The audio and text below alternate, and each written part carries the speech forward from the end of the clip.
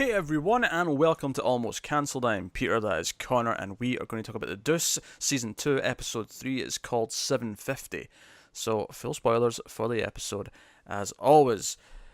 So, how much fun did you have CC admitting he was afraid to fly? Well, not admitting per se. Kind of clearly showing going through the motions. Yes, Yeah. clearly showing that he was afraid to fly without outright admitting that he was afraid to fly. It was funny. I would say almost as much as when he thought he was going back in time. Oh god, that line broke me. That line broke me. Because he's confused. He's like, wait, we're not going to make it because the time of the ceremony is at this time, and it's already this No, time. it was. He thought it was like a 4-hour flight, and she's like, no, it's like a 7-hour flight. He's like, no, Oh, look, right, this yeah, time yeah. to this time, it's 4 hours. He's like, oh, yeah, but it's a different time. Yeah, different times though. He's like, we go back in time. I ain't down with that. No, it's different time zones. CC's like, yeah, I knew that. I knew that. Yeah. Yeah, Um, and she's having so much fun with it. she is. She's much smarter than him, and that is actually what makes that scene so good. Is that a big part of the arc between these two, especially him, is this idea that she's outgrowing him, and this scene kind of he's very good, quote unquote, at what he does, but he's never left hit the city. He's never been anywhere else. Seemingly, he's never done anything else. And this just kind of shows all of these limits, all these limitations to his character, to his experience, to his knowledge. But it was also very funny, if nothing else. So that was very good. So obviously she goes off to LA for this award show, as does Candy and Harvey, and they're at the ceremony. And there's a little bits here or there. I thought Laurie stepping into the hotel room, and there's this really nice hotel room, and she's feeling the pillows and the bedding, and Yeah, I really appreciate just the visual style of LA being so different. It was so much clean, like glamour and glitz, right? Yeah, It was yeah. shiny. very Instead bright. of we're so used to the grime and the dank, gritty New York. I mean, if anything, my only real complaint is that when she steps onto the balcony and we see the Hollywood sign like in the distance, it was the only time in this show where I felt like, oh, that's an effect shot. Yeah, It's the only time where I felt that, because obviously so much of it must be like CG in the background to like hide the fact that down the street there's, like a drone or something. yeah, I don't know, whoever's out in the street these days, modern cars. Um, yeah. I like how you went to drone before you went to car. I don't know. What year are you living in? More 2042. importantly, what year do you think it is in New York? But that's just felt more like an obvious green screen to me, and I think it's because the entire thing had to be an effect Yeah, as opposed to just like the background, like deep down the street or whatever. But it's not one it's not a shot huge out complaint. of everything so far. Yeah. But no, and she does the protesters when she's arriving there, and she goes in and she meets this actor she starts talking to, and she ends up having a night of passion with this guy, just purely Who because, proper reminds me of someone. It's an actor. well, the guy. Yeah, it's like a young John Hamm, maybe. I didn't quite get that, but I don't know. There's something in that region that I can't remember it uh, now. I had it in my head when I was watching it, like at 3 o'clock in the morning. I mean, whatever. But yeah, so she has this day of passion. She wins the award, of course. She's all happy. It's all celebrating. And we cut back, and I loved how it cut from her making out with this guy in the limo, and it's like, no, this glitz and glamour, and she's going into bigger and better things. And it Mm, cuts to CC sitting in his chair watching a game show, and he just looks miserable. But it's this hard cut, and it's like, okay, that was yeah, just a neat little editing trick. Cut straight it from her to was. being happy to him being miserable. And Melissa, I think her name is, the other girl's like, oh, hey, did she win? It's like, I don't know yet. The pager doesn't accept long distance calls, and I'm not sure if that's true. I'm not convinced Yeah, it is. I was. I mean, never used a pager, so Well, no, because we maybe weren't not. born in the Stone Age. Exactly. But her reaction of going, "Huh," is how I felt. I was like, "Huh, Yeah, really?" yeah, I never knew I that. mean, Yeah, I assumed they would have done, but I'm not confident enough to call outright bullshit. but he then insults her. He's oh, your ugly face will never get out of here. But he's basically just lashing out. He's lashing out because he Yeah. feels this. He's jealous. He feels out of the loop. He feels unimportant. And that's obviously a big part of his character progression. So when Laurie comes back and she's like, "Hey, Cece, I'm done tricking. I'm done being a prostitute. I just want to be an actress now." And she's doing well enough at it that she could just do this. Like she's making money, she's getting awards. And again, he feels like he's obsolete, and he smashes her award against. He lashes out, Yeah, he and throws it in the direction of Melissa. he does. He doesn't quite hit her, Away. but yeah, in that direction. And it's Yeah, broken. I don't think he intentionally throws it at her. Just she happens to be in the direction that he throws it. Yeah, this idea is if he's on a warpath, he just get out of his way because Yeah, I don't think he aimed at her though and missed. Yeah. I think it was just in that direction. But what's great about all this is that meanwhile in the episode we have Ashley, who we got last episode, who we find out she's now calling herself Dorothy, or maybe she was always Dorothy, and the name she was using before. I think she did because I do have a vague memory of that name. Hey, maybe right. I just I think maybe she introduced herself as that and then was given Ashley as like no, that name's not gonna work. I don't think we ever saw her be introduced. Like she was already with CC at the start of the show. She wasn't like an arrival because Laurie was the new girl and she was the old. No, it's true. I feel like I just have that memory of her, of maybe her saying that was her name at some point. Yeah, no, you're probably right. I just can't remember it. But we have her and she's with Abby and they're doing this outreach thing where they're going around in a little bus and they're giving like basically advice and some tea and some snacks. Horribly poured tea. That's the water in between the tea before the tea bags. You awful people. Just goes for Americans as a whole, really. I'm not as what difference does it make? I was actively offended. What difference does it make to the taste? Lots. Still tea bag and water. It's the way the water seeps through the leaves. If you put the water into after the tea bag in and then the water in, it seeps through it. Whereas let me ask you, it goes through all the water goes through it. The fact that I take a tea bag out within about 3 seconds, does that bother you? That does hurt my soul a little bit. And then I put in milk and sugar because anything to numb the taste of the actual tea. Milk and sugar's fine. That's standard. I'll do that depending on what I'm feeling like. I'm not much of a tea drinker, and I hate coffee. I'm just not a hot drinker. It's just not my thing. But the point I'm making is going around the bus, and they're and again, I love one of the things this show does so well is just the way the dialogue's written, but also how the actors kind of just let the awkwardness sink in. And I feel like Abby didn't have a lot of lines of dialogue this episode, but there was a lot of coming from her in terms of her performance. Whenever she was, she's sitting with Dorothy and the guy, and they're kind of talking about what's going on. Or later on when she's sitting there, and it's actually this other woman who got arrested once, for soliciting sex, but she was actually out trying to talk to them, and she's talking to her on the bus, and I mean, she's mostly just listening, but she kept feeling kind of looking over when the two prostitutes came on to get some tea. She's kind of looking over at them, and she sees one of them talking about her son and how she's going to get her son back.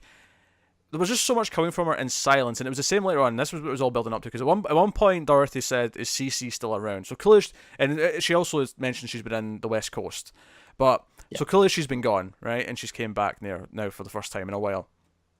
Again, hence why she asked, "Is Cece still around?" She didn't know. And she looks kind of nervous when she hears that he is. And then at the end of the episode, Cece comes into the hi-hat and he comes over to Abby, and he's basically just trying to provoke her because he's had this fight with Laurie. He's in a bad mood, yeah. He's like, she's disrespecting me. What would your advice be to deal with a bitch? Is basically the attitude. That's not the exact line he uses, but that's essentially the sentiment. Yeah. And she basically just tells him to piss off. But Dorothy walks out and she's behind him. And then he turns around and sees her, and he goes dead quiet. And she walks up, and then he says, he tries to talk to her, and he's like, "My name's Dorothy," and she sits down, and she just stares straight ahead at Abby, and Abby's staring right back at her, and you can see without a single word spoken, you can see the "I've got your hand, I'm holding your hand, and I'm encouraging you, be strong right now," and she stares ahead, and I thought the acting in particular from Dorothy / Ashley here was very, very good. It was, yeah. And this was the final scene of the episode, and and Cece just really awkwardly, and again, his acting's really good here as well, but he just says, "I'll have a nice night, Dorothy," and he kind of emphasizes it, and he leaves. And it's the idea, it's like, how I think she just ran, actually, and this is maybe the first time he's seen her I think so, yeah. In years. I will say, this might be the first time in the show properly where I thought the ending moment came wrong. I would the extra moment afterwards, after he leaves, just to have her relax for a second. Okay, he's gone, Mm-hmm. and it doesn't really do that. It's still, she's sat there uptight, taut, kind of, afraid. You need a couple extra seconds to let her Just calm a down. couple of seconds, just that the breath as it goes. Right, he leaves, breathe. Okay, Okay. he's gone. So we're talking And more then about and then a bit of pacing thing there, because I actually think the thematic point of the guy saying "Who is that?" and then Dorothy saying "Nobody" was actually perfect. I think in terms of a yeah, thematic point of writing, that is the perfect way you end this episode. Because again, it's what we've been talking about the entire show. The pimps are becoming obsolete, and the yeah, idea that he is just nobody now, and that's how he feels. That's what he's scared of. And she stood there. She's not giving him the power. She's not being scared of him. She's standing there, or more accurately, she's sitting there, and she's not letting him get to her. And even though she's terrified, but she's not showing it. She's taking the power back by not letting yeah. him intimidate her. And just like, no, he's nobody. So I thought that was perfect in terms of wrapping up the plot of well, basically his entire character and her character since the start of the show, but Yeah. this episode especially is very good. And then the pride in Abby's face as she kind of stands her ground. Mm. Just everything about it. It was extremely well acted in all fronts. It was, yeah. Yeah. Everything in this show is. Everything is, but this scene did stand out for it. this was just such a great culmination of like everything we were building to with Cece. And obviously, if you jump over to Larry, he's got his own thing going. Another wonderfully humorous scene where they bless him. He's been trying to study about filmmaking, and someone mentions DP, and he says, "Oh, that's director of photography, right? The head camera guy." And to his credit, on most movie sets, that'd be correct. Yeah. On the vast majority of movie sets, that would be correct. However, they're on a porn set, and the other actor has to explain to him what double penetration is, and he looks horrified. It's wonderfully awkward. Yeah, he's horrified that the penises might touch each other, and then the guy disrobes it. Personally, though, I'm kind of into it. He just looks horrified by the whole thing. Yeah, it's like maybe this isn't for me after all. And I think the difference with Larry to Cece though here is that he kind of turned down by Candy last time, because she's like, hey, you need to give up control, and she wasn't really sure that he's up to it, which was a much more diplomatic and genuine concern, I think, from her, as opposed to when he goes to the other director here, who Darlene's working for here, and he basically just says, yeah, people don't want black people in porn, right? No, you're the wrong part of the Oreo, I think is the exact phrase that he uses for Darlene specifically, and he's like, look, it's just economics, it's not racism. And of course, that's an old hat bullshit excuse. But what I think makes this wonderful in terms of character drama is that, unlike Cece, he is actually trying to adapt to the new world and is rejected.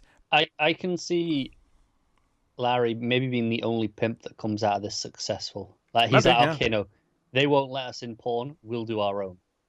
Yeah, because either Darlene doesn't think he's up to it because of who he is and what his past is, and then this guy doesn't think he's up to it just because he's black. And the idea that he's...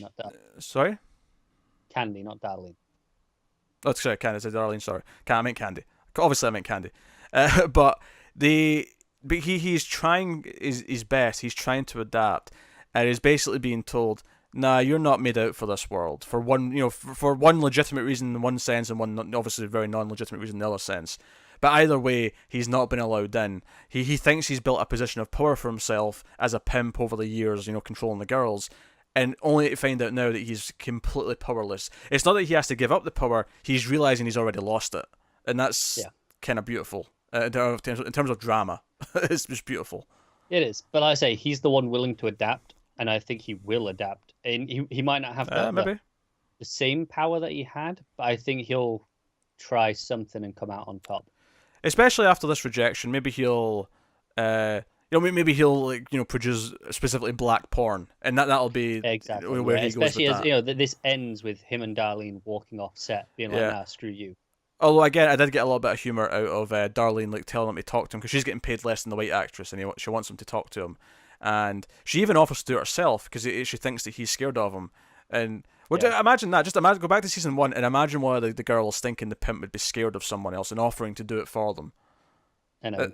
And it was funny because obviously he doesn't say anything, and then in the middle of in the middle of the scene, Darlene starts going off at him, and Yeah. Larry just comes over and pretends that he had that talk. Like it's like, yeah, you know what I said. Yeah. So yeah, that was funny. Larry can be funny. At times. I mean, most of the characters in this show can be funny. There's very few that don't have some funny moments here or there. But I guess that's just out of good writing more than anything else. Yeah. All of their quirks and quips and whatnot. So that was the pimps. Outside of Ron being very upset that Leon's back from prison, and remembers Laurie's order after all these years. Good on him. So that was those characters, and then of course we have. I'll mention briefly Alston's kind of still miffed at this Goldman character who's coming in and try to change all these policies, and he's showing the cops the slides. They're all so bored. They're all so bored, and I think anyone who's sat through school and a slideshow can attest to the boredom of the vast majority of slideshows. We've all been there. And of course, they've got a new office on Times Square to which run their campaign or their I don't know. Yeah. I don't even know what you call it. Because it's not a campaign anymore. Yeah, because the mayor's already in power. He's just running this. It's not even a task Clean up force. Initiative. Yeah, he's. Yeah, I guess my bewilderment at his job title here is kind of. I'm laying with Alston. What's the purpose of this? What's he doing? Yeah. But that's kind of the gist that Alston's going for. Over to Vincent. Again, a lot of little things here for Vincent. There's a scene where the guy's thrown out the club because he's selling drugs. But there's another guy who's like the appointed guy. So Mike throws him out. And it's a pretty vicious scene of him throwing him down the stairs. But it's a really well done scene. It doesn't necessarily feed into plot as a whole necessarily. No, I think it just shows that Vincent's got a bit more ruthless than he used to be. Yeah. At least enough to let. He doesn't look like he feels guilty about this. He's just like, nah, sorry. Yeah, at least enough to let Big Mike take care of business. And of course, there's the Paul stuff where they're signing the lease. They've convinced Vincent to loan them some money, and I'm not sure how I took Vincent actually telling Rudy about this, because they explained to Vincent that they want this to be their own, away from Rudy and the take and all that, and he tells Rudy, and he's like, "Oh, that sounds like a good idea, an upper class joint," and he's like, "Oh yeah, but they don't want you to be involved with it. It's just on their own." No, I think he was just covering his own butt, because if it came back that he'd given them money, that's true, and Rudy's like, "Hang on, what's going on here? You're trying to go behind my back." I think you could also argue that he is actually looking out for Paul in a way, because he's like, "No, I'm going to tell him now up front, make sure he knows." Yeah, make it look like Paul has asked me to tell you. Yeah. So it looks like it's still official. Yeah. And he does look a bit miffed about it. He's he's not very happy, but he at least claims he's fine with it. He's like, okay. Yeah, we'll to his credit, he's like, no, go on, because Vincent's like, all right, I'll tell him that it's not happening, that we'll have to do it through you. And so he could just go, yeah. And he goes, no, let him do their thing. Yeah, although he does point out he may want to reconsider, because he's expecting basically some gang war coming that might affect negatively on places that he's involved with. Yeah, he does say, make sure they have all the facts. Because we see them arguing with the other crime bosses. In fact, in this very scene when he's talking to Vincent before this, we hear about the other parlours. Black Frankie went round to check one of them out. To scope out the prices of what was happening. Yeah. So one that was very cheap, but then the other big point, obviously the cheapness being them trying to undercut them to put them out of business, but then the other thing being that the girls seem to be underage. They seem to be about 14 years old. And it's interesting watching like these mobsters, like they're sitting at the table and how most of them seem to be appalled by this. Like, hey, we've still got standards. We're still not like. Yeah. We'll pimp the girls out, but come on. Yeah, there's a line. Yeah, there's a line. There's a moral line they're not willing to cross for the most part. But when he brings this up, the other guy's like, "Oh yeah, we'll speak to the guy running the place," and that's basically it. Because he even says, "That's it. We're not doing anything else," and they're not willing to back down in the other parlors, which. I did love the build up to the end, because obviously they come out of the club at one point. There's a little John Belushi joke, because he's meant to be there in the club, and Tommy is told, "Hey, you're going to have to go and ask Frankie for his resignation because he keeps stealing money." And we see that again. He stole some more money. Irene Eileen? Eileen's Candy. Eileen's must be Irene then. Must be Eileen. Ah, this cast list is in a horrible order. I don't know. She's a new character. Anyway, the co-manager, she tries to stop him, doesn't work. He's like, look, we're not going to hurt him, right? He's your blood. I'm not going to hurt him. And Rudy says this directly to Vincent. I'm not going to hurt him, but I'm going to have to ask for his resignation. So Tommy, go deal with that. And Vincent says, no, I'll do it. Like, I'm his brother. Let me talk to him. Let me tell him that he's done. And Rudy's like, okay, fine. And then Tommy's still leaving. He's like, no, hey, don't worry. I've got other errands to run. Calm down. And we see Vincent actually wins his poker game for a change. And he wins... Frankie. Sorry, Frankie, yes. But that's a fair mistake, though, on my part. That's fair. No, it is, but I think a vital one. It's important, to correct. but yes. Frankie wins his poker game that he stole the money for, and he ends up winning. So he could actually give him all the money back. He could. He probably won't because he's Frankie. He won't, but he could. But he actually wins a dry cleaners, by the looks of it, that he's now going to own and run for reasons. Yep. And yep. You know, but what I really like this, in this scene, you hear some fire engines go past. You hear the sirens, and then you have Tommy arrive at the parlor, and he's like, "Bobby, give me a drink," and he's like, it's okay, so all business with you. And then you hear sirens. He's like, "What's with the sirens in this city?" And he's complaining, and then Tommy's just sitting there having his drink all casual without moving, and I'm like, and the others are like, "Hang on, there could be raids. Let's get the girls ready to get out the back in case we need to go." And I just started smelling because I got what he'd done. Because even at this point, we didn't know that the other parlour down the street was on fire yet. But I got that's what he'd done. That he had set a fire somewhere. Yeah. This is why he was in... Because as he says, I was in the neighbourhood. This is why he was in the neighbourhood. Because he was setting fire to the rival parlour. Which I think is going to initiate something of this gang war we're kind of teasing here. Yep. I did like his reaction. It's like, hey, not one of ours. Don't worry about it. Yeah. Yeah, so casual. Yeah, there was some stuff with Bobby as well. Bobby had a couple of scenes. We see his son's not doing well at school. He's been suspended. He's not spending a lot of time with them. He's also sticking up for one of the girls who's dating Flanagan. And yep. So even though he's back with his wife, he's still dating the prostitute because he's a classy guy. Obviously, he's a classy guy. That's what you think of when you think of him.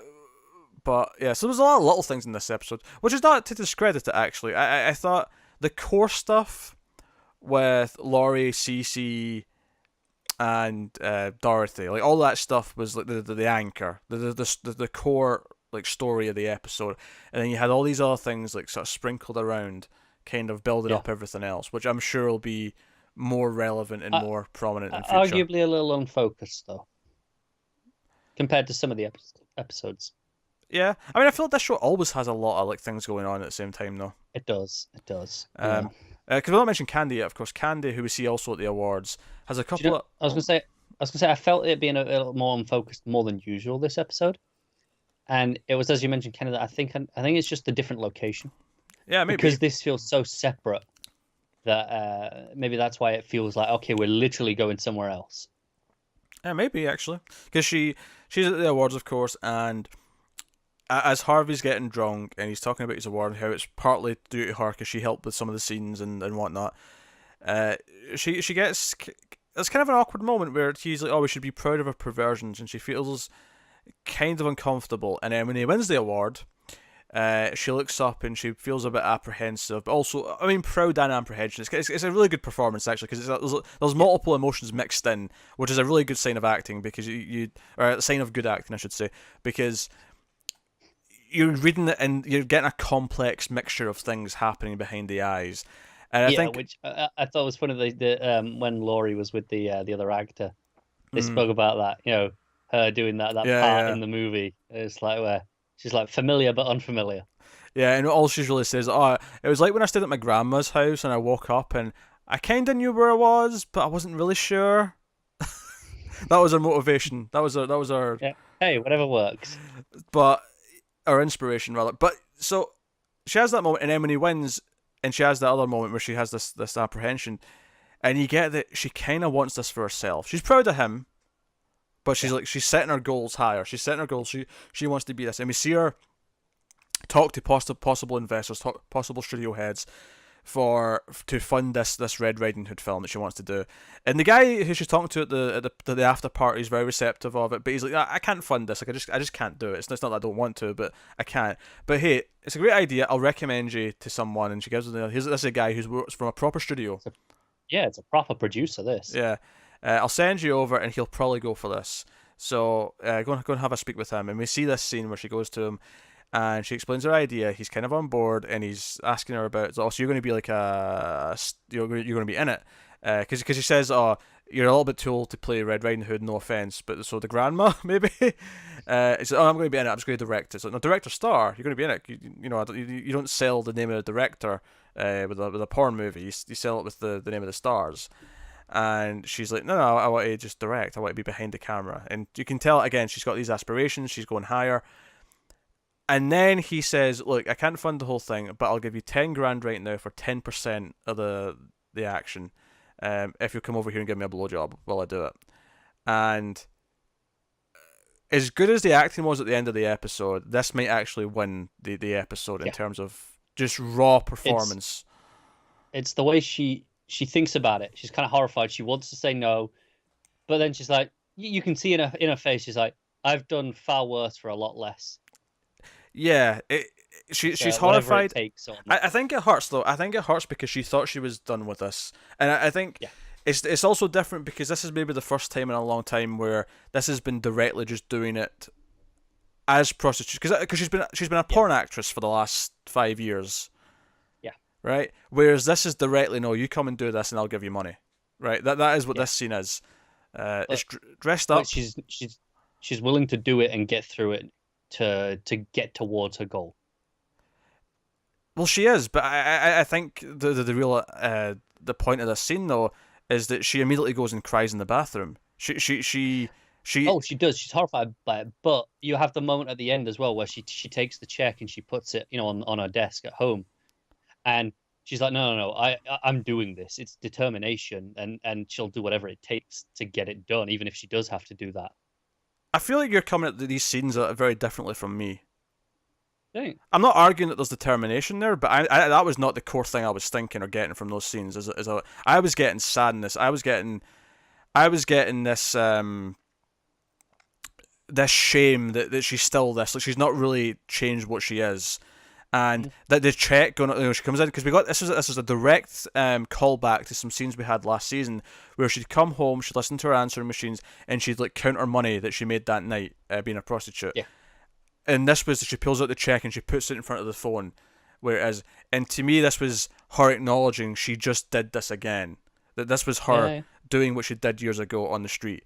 And as much as I agree she's determined and she's going to keep trying and pushing forward, I think this was more of an emotional roadblock, this point of the journey, where this was a blow to her self-esteem. It was a blow that...